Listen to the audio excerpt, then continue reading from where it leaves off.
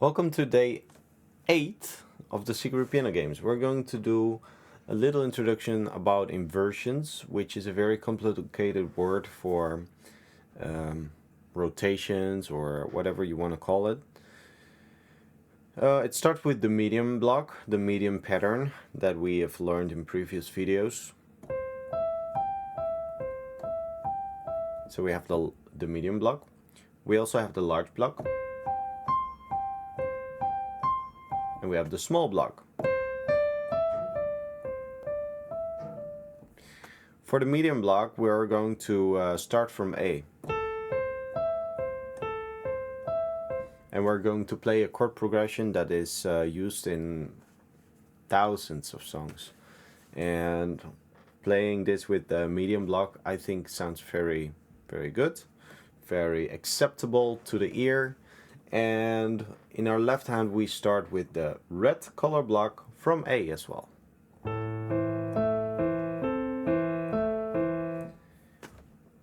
The next thing we're going to play is F.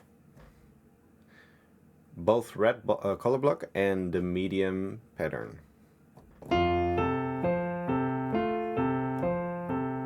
Then we're going to play C, red, and also the medium color block, the medium block. And then the same from G. Without interruptions, it sounds like this.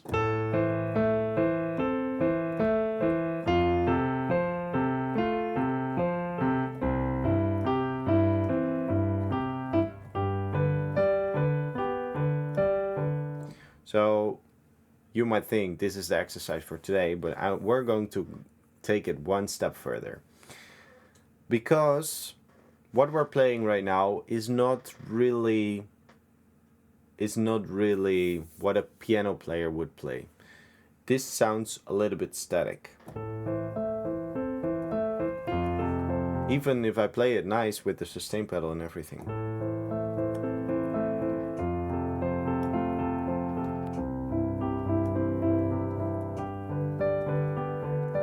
Even though it sounds nice, it still sounds off. And I will explain you why. Because this lacks inversions.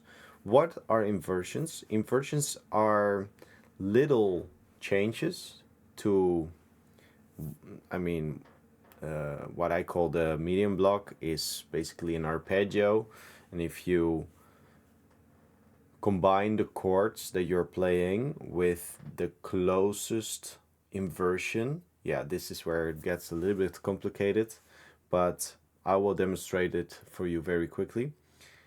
So the closest inversion with every chord, so your hand moves very minimal, but plays the same chord, that's where the magic happens. Let me give an example.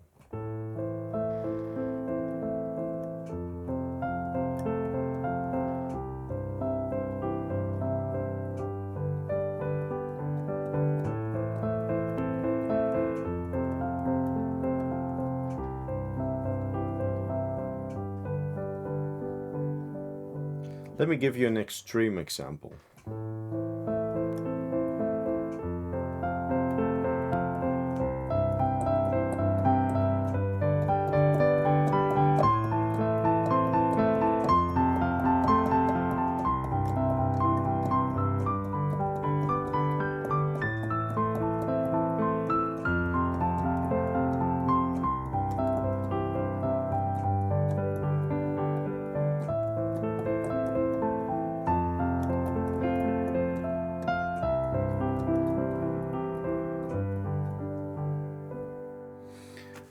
So what I'm doing is I play exactly the same chord from the same position, but I use inversions.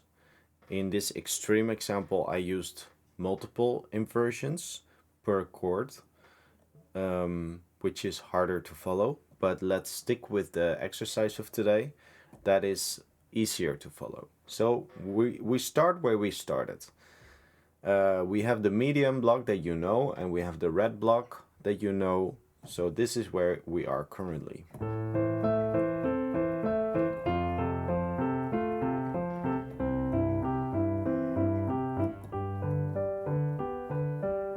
So I explained you a little bit about the theory, that I do that on purpose. Now you can forget about the theory and just copy what I'm playing.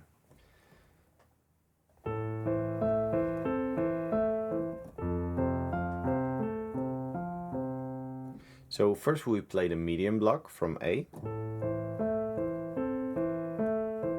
And then we play the first inversion of F.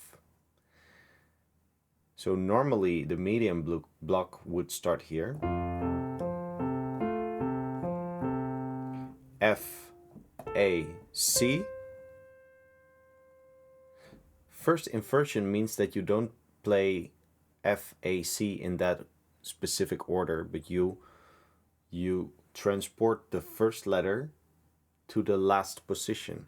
So you start at A, then C, and then F. So if you look at the letters on the piano, we start with the A, then we go to the C, and where you would normally expect starting from A and the medium block would be C, but as I told you, we're going to play the first inversion of F. We're going to play the F in the third position. So that would sound like this.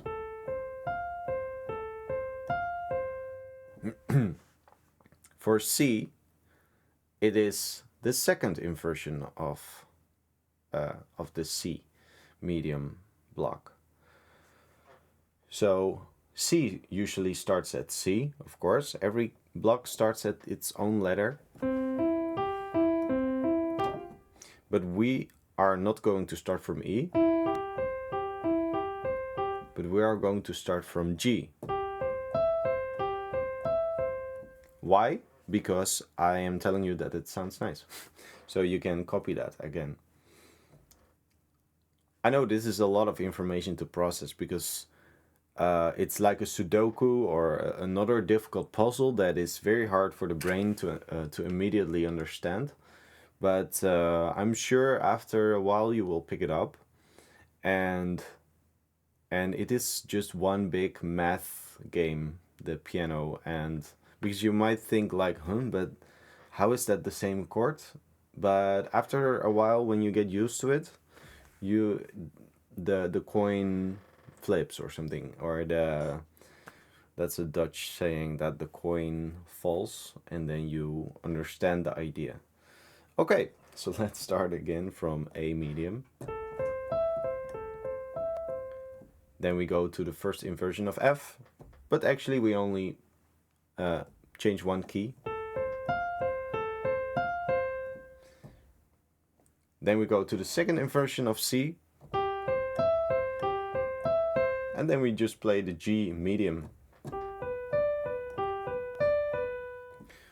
So maybe I'm skipping a few steps in difficulty, but I do that also on purpose. So when you skip certain levels of difficulty, and this is right now too difficult for you, the previous step becomes easier, even though that is another step that you gain as a skill. And maybe 1 month later you come back at this and then you're like, hey, I understand this now.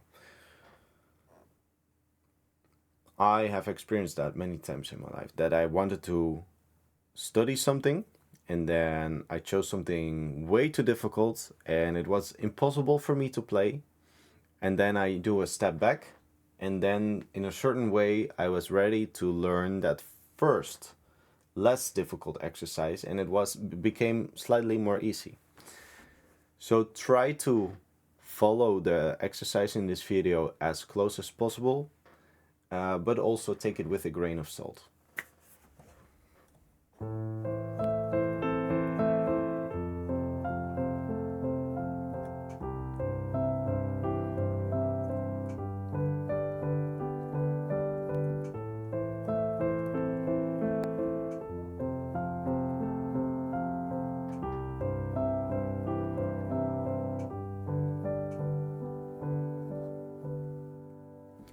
So let's talk very quickly about the fingers.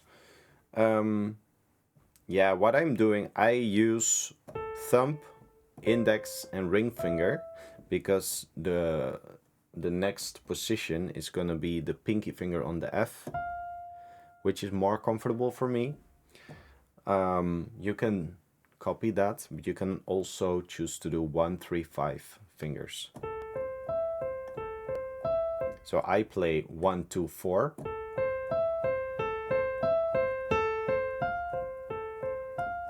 And then 1, 2, 5.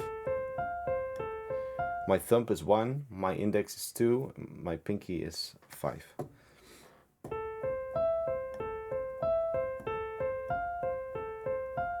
Then I play 1, 2, 4 again, which doesn't make sense. I should actually play here 1, 3, 5, and then go to 1, 2, 4.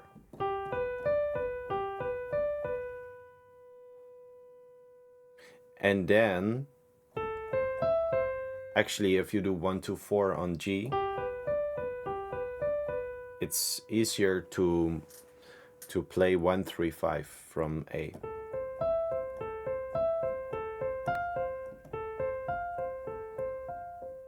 So for the first chord, the first position, you can choose between 1, 3, 5 or 1, 2, 4. If you're beginning, I would say 1, 3, 5.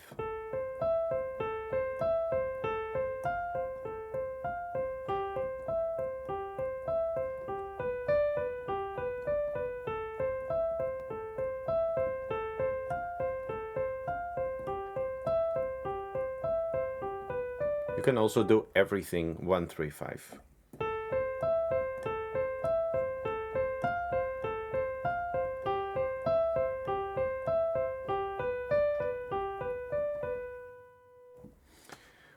But as you're improvising, I try to predict what I will play after. That's why I change my hand positions many times.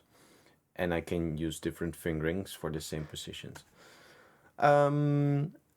Okay, so that is today's lesson, day 8 from the Secret Piano Games. It is slightly more difficult or maybe more challenging, though I would love to see your results and try to make a video about it. If it goes slow or doesn't matter, if you play it perfect, also I would love to see it. This is for both beginners and advanced players who would like to learn about improvising. And I hope this was valuable to you, and let me know what you think, and I hope to see you tomorrow. All right, bye bye.